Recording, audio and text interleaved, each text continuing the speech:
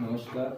आज हम बात करेंगे सर्वोच्च न्यायालय, कक्षा 10, विषय सामाजिक विज्ञान, चैप्टर 6, केंद्र सरकार। विधायिका और कार्यपालिका की बात हमने पिछले वीडियो में की। अब बात करेंगे न्यायपालिका। भारतीय संविधान में न्यायपालिका स्वतंत्र व एकल न्यायपालिका का प्रावधान है, जिसके अंतर्गत देश का सर्वोच्च न्यायालय इसके शीर्षस्थ स्थान पर है। सर्वोच्च न्यायालय के संगठन की बात हम विभिन्न बिंदुओं के माध्यम से करेंगे। सदस्य संख्या, उन सदस्यों की योग्यताएं, उनके वेतन भत्ते, उनकी नियुक्ति, पदमुक्ति, स्थान, उन्मुक्तियां और प्रतिबंध। सबसे पहले हम बात करते हैं सदस्य संख्या।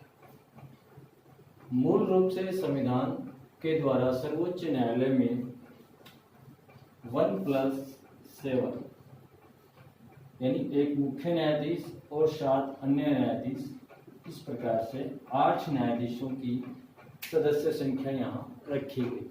किंतु समय समय पे इन पे वृद्धि की गई सदस्य संख्या है और वर्तमान में एक मुख्य न्यायाधीश और 30 अन्य न्यायाधीश अर्थात कुल 31 न्यायाधीशों का प्रावधान सर्वोच्च न्यायालय के अंतर्गत किया गया है।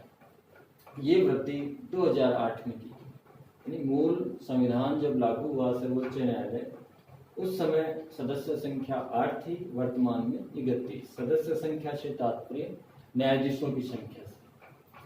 अब इन न्यायाधीशों की योग्यता की बात करते हैं, यानी कौन न्यायाधीश बन सकता है। न्यायाधीश के लिए मुख्य रूप से 2 योग्यताएं रखी गई।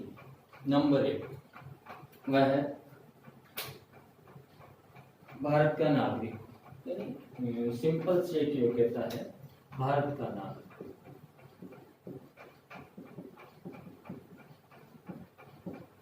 उसके बाद दूसरी योग्यता जो है, उसके अंतर्गत ऐसा व्यक्ति जो उच्च न्यायालय अथवा 2 या 2 से अधिक न्यायालयों में लगातार कम से कम 5 वर्ष तक न्यायाधीश के रूप में कार्य कर चुका है, या किसी उच्च न्यायालय या न्यायालयों में लगातार 10 वर्ष तक अधिवक्ता रह चुका हो, या राष्ट्रपति की दृष्टि में कानून का उच्च कोटि का ज्ञाता हो। यानी दूसरी योग्यता जो है, उसमें 3 चीजें दी गई हैं, जिनमें से हमें एक कंडीशन को पूरा करना है। या तो उच्च न्यायालय में 5 वर्ष तक न्यायाधीश रहा, उच्च न्यायालय या अन्य न्यायालय, या 10 वर्ष तक अधिवक्ता यानी वकील, या विधि वेत्ता राष्ट्रपति की नजर में कानून का जानकार।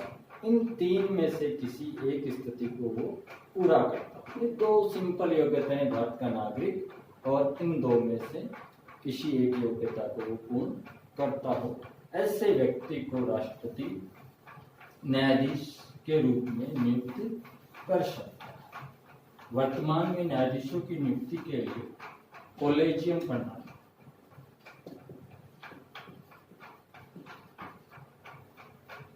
प्रणाली को अपनाया गया है, जिसके अंतर्गत एक मुख्य न्यायाधीश प्लस 4 वरिष्ठ न्यायाधीश शामिल होते हैं। इन 5 न्यायाधीशों की एक टीम न्यायाधीशों के नाम सजेस्ट करती है और उन्हीं नामों को राष्ट्रपति फाइनली रूप से नियुक्ति देता है। ये होती है कॉलेजियम प्रणाली, जिसमें एक मुख्य न्यायाधीश और 4 वरिष्ठ न्यायाधीश शामिल होते हैं, और ये मिलकर जिनके नाम तय करते हैं, उन्हीं को राष्ट्रपति न्यायाधीश नियुक्त करता है। उसके बाद वेतन मुख्य न्यायाधीश के लिए 2,80,000 और अन्य न्यायाधीशों के लिए 2,50,000 रुपये वेतन प्रति माह और अन्य प्रकार के वेतन भत्ते निर्धारित किए गए हैं, जो समय समय पर बढ़ाए जाते हैं। नियुक्ति एवं पदमुक्ति। नियुक्ति की बात हमने की। राष्ट्रपति कॉलेजियम प्रणाली के तहत न्यायाधीशों की नियुक्ति करता है उसके बाद पद मुक्ति, वे स्वयं त्याग पत्र दें या 65 वर्ष की आयु पूर्ण कर चुके तो वो अपने पद से मुक्त हो जाएंगे। व्यक्ति न्यायाधीश स्वयं चाहे तो पद त्याग कर सकता है या उसकी 65 वर्ष की आयु पूर्ण हो तो वह पद मुक्त हो जाए।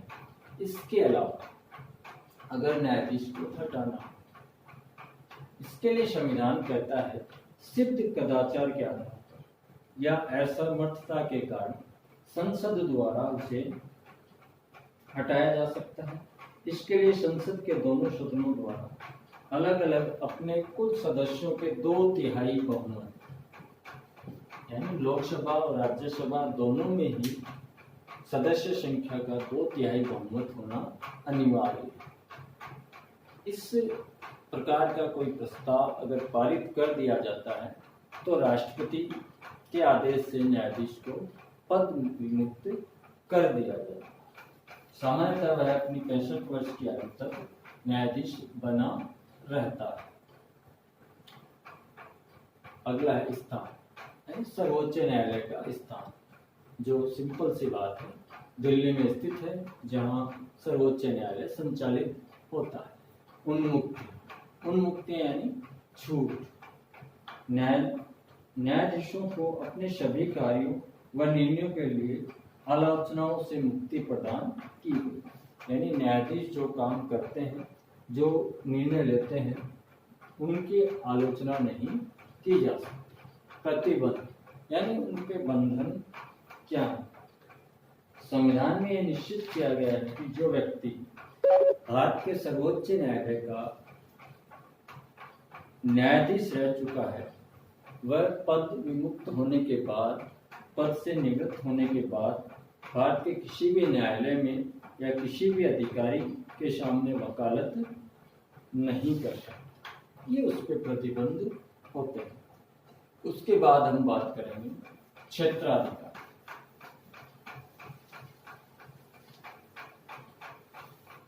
सर्वोच्च न्यायालय के क्षेत्राधिकार,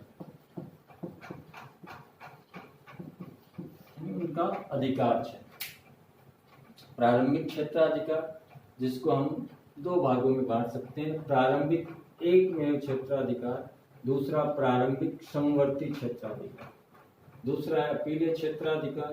इसमें 4 प्रकार की अपील, संवैधानिक अपील, दीवानी अपील, फौजदारी अपील और विशिष्ट अपील। उसके बाद है विशेष अपीलीय स्वीकृति प्रदान करने का क्षेत्राधिकार, परामर्श संबंधी क्षेत्राधिकार, अभिलेख न्यायालय के रूप में कार्य करना, मौलिक अधिकारों का रक्षक और न्यायिक पुनर्विलोक। अब हम एक एक बिंदु पे बात करेंगे। प्रारंभिक क्षेत्राधिकार यानी जो सर्वप्रथम सर्वोच्च न्यायालय के सामने लाए जाएंगे। पहला है प्रारंभिक एकमेव क्षेत्राधिकार। प्रारंभिक एकमेव क्षेत्राधिकार के तहत वे मामले आते हैं जो केवल और केवल सर्वोच्च न्यायालय में लाए जा सकते हैं। ऐसे मामले जो भारत सरकार और एक या एक से अधिक राज्यों के बीच हो, या भारत सरकार और किसी राज्य या एक या एक से अधिक राज्यों के बीच कोई विवादित मामले हो। इसके अलावा एक या एक से अधिक राज्यों के बीच संवैधानिक मामले या विवाद इसके अंतर्गत आते हैं। उसके बाद समवर्ती, प्रारंभिक समवर्ती क्षेत्राधिकार, जिसके अंतर्गत वे मामले हैं जो सर्वोच्च न्यायालय के साथ साथ उच्च न्यायालय में भी लाए जा सकते हैं। मूल अधिकार, मूल अधिकारों से संबंधित मामले या विवाद सीधा सर्वोच्च न्यायालय में अनुच्छेद 32 के तहत और 226 के तहत उच्च न्यायालय हाईकोर्ट में लाए जा सकते हैं। अपीलीय क्षेत्राधिकार, अपीलीय क्षेत्राधिकार संवैधानिक, दीवानी, फौजदारी और विशिष्ट 4 प्रकार के हैं। इन अपीलीय क्षेत्राधिकार में सर्वोच्च न्यायालय उच्च न्यायालय के विरुद्ध या उच्च न्यायालय में दिए गए निर्णयों के विरुद्ध अपील सुनने का अधिकार रखता है। इसके बाद है विशेष अपीलीय स्वीकृति। सर्वोच्च न्यायालय सैनिक न्यायालय को छोड़कर किसी भी न्यायालय के निर्णयों के विरुद्ध विशेष अपीलीय स्वीकृति प्रदान कर सकता है। परामर्श संबंधी क्षेत्राधिकार। सर्वोच्च न्यायालय को परामर्श संबंधी क्षेत्राधिकार प्रदान किया गया है अनुच्छेद 143, जिसके तहत सर्वोच्च न्यायालय से राष्ट्रपति परामर्श ले सकता है। विधिगत और तथ्यात्मक मामले जो सार्वजनिक महत्व के हों, राष्ट्रपति सर्वोच्च न्यायालय से परामर्श ले सकता है, किंतु राष्ट्रपति उस परामर्श को मानने के लिए बाध्य नहीं होता है। अभिलेख न्यायालय। अभिलेख न्यायालय का मतलब है उनके निर्णयों को, न्यायालय के निर्णय को तथा सर्वोच्च न्यायालयों के निर्णय को सुरक्षित रखा जाता है और अन्य न्यायालयों में वह साक्ष्य के रूप में प्रस्तुत किए जा सकते हैं और इन साक्ष्यों पे कोई प्रश्न नहीं किया जा सकता। दूसरा, अभिलेख न्यायालय से तात्पर्य है न्यायालय की अवमानना, न्यायालय दंड का प्रावधान कर सकता है। यानी अभिलेख न्यायालय से तात्पर्य है, अभिलेख न्यायालय से तात्पर्य सर्वोच्च न्यायालय में लिए गए निर्णयों को अन्य न्यायालयों में साक्ष्य के रूप में प्रस्तुत किया जा सकता है और उन साक्ष्यों की प्रमाणिकता पे कोई प्रश्न नहीं होगा। सर्वोच्च न्यायालय की अवमानना पे सर्वोच्च न्यायालय दंड दे सकता है। मौलिक अधिकारों का रक्षण। सर्वोच्च न्यायालय अनुच्छेद 32 के तहत मूल अधिकारों का हनन होने पर 5 प्रकार की रिट जारी करता है।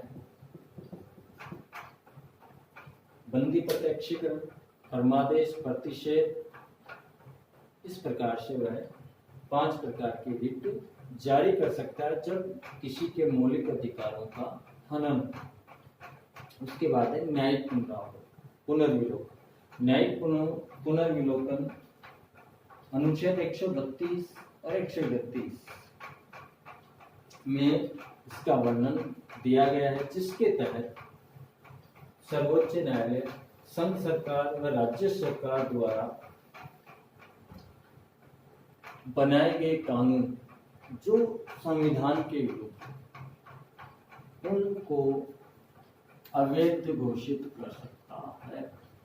अर्थात सर्वोच्च न्यायालय को संविधान ने यह अधिकार दिया है कि संघीय संसद या राज्य विधान मंडल द्वारा संविधान का अतिक्रमण करने पर या मौलिक अधिकारों के विरुद्ध विधि का निर्माण करने पर उस विधि को अवैध घोषित कर सकता है।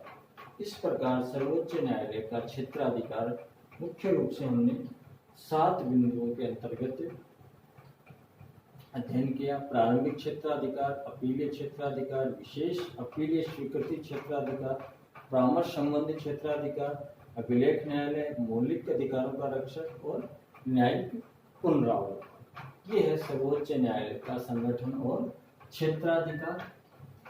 अगले वीडियो में हम बात करेंगे राज्य सरकार, टॉपिक 7।